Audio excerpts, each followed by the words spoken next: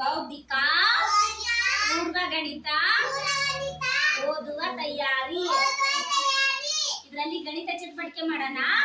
ಮಾವಿನ ಹಣ್ಣು ಬೆಳೆಸುವುದು. ಎದ್ರಾಗ ಬೆಳಿತಾವ ಮಾವಿನ ಹಣ್ಣು? ಮರದಲ್ಲಿ ಬೆಳಿತಾವಲ್ಲ.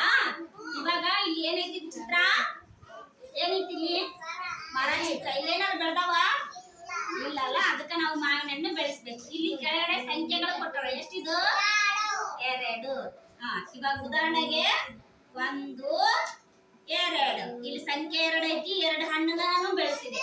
ಅದೇ ತರ ನೀವು ಬೆಳೆಸ್ಬೇಕು. ಶ್ರೀನಿಧಿ ಬಾಮ್ಮ. ಇದು ಸಂಖ್ಯೆ ಎಷ್ಟಮ್ಮ ಶ್ರೀನಿಧಿ? ಎಷ್ಟಮ್ಮ? 4 ಮಾವಿನ ಹಣ್ಣು ಬೆಳೆಸಿ.